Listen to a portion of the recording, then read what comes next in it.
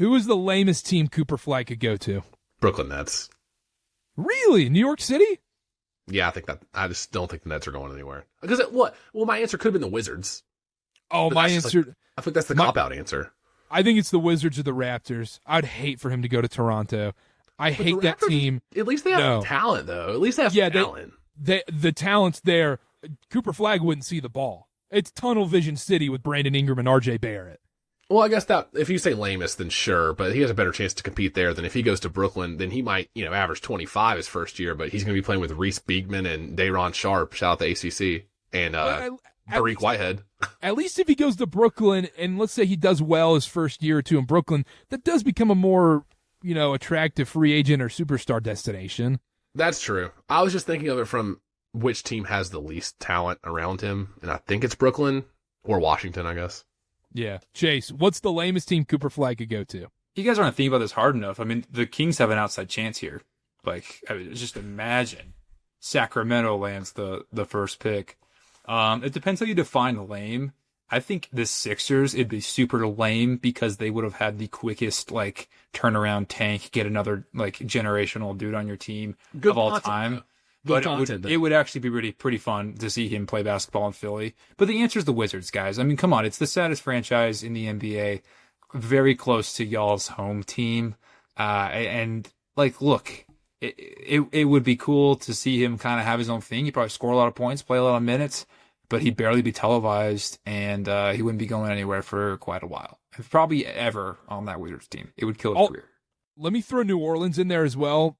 Because one, it would be cool him playing with Zion and whatnot in theory, but New Orleans has done absolutely nothing with generational superstars and generational Anthony Davis, Chris Paul, Zion, doing nothing. What do you have to show for it? An 8 seed? Congratulations. New Orleans would be terrible for him to go to.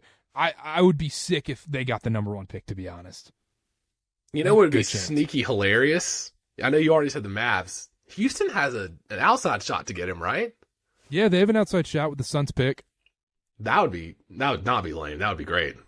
Yeah, I don't think the Jazz would be the lamest. Hornets, I like Will Hardy, some of their pieces. The Hornets, at least he gets to play with LaMelo. That's fun. I don't know how many wins that attributes to immediately, but I think they're a play-in team at that point, probably, with Cooper Flagg.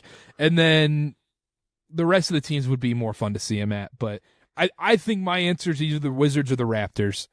The Wizards is always a good answer, and then I'm sticking with the Nets just because of the lack of talent. And you know what? He get the ball a lot. His usage rate would be through the roof. The efficiency might not be great, but I don't think that's his best game, though.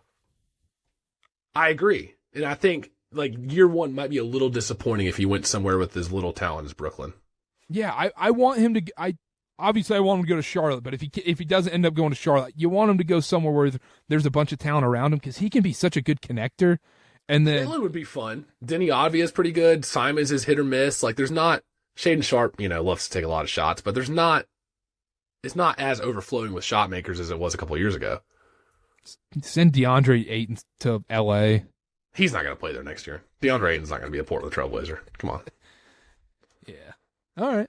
Anything else? Do you feel it? How do you feel? Do you, in your heart, your heart of heart, Carter, I kind of feel like this is the year. This is it. I felt this way for a long time. We got Chase over there cackling like, you guys suck, you're cursed.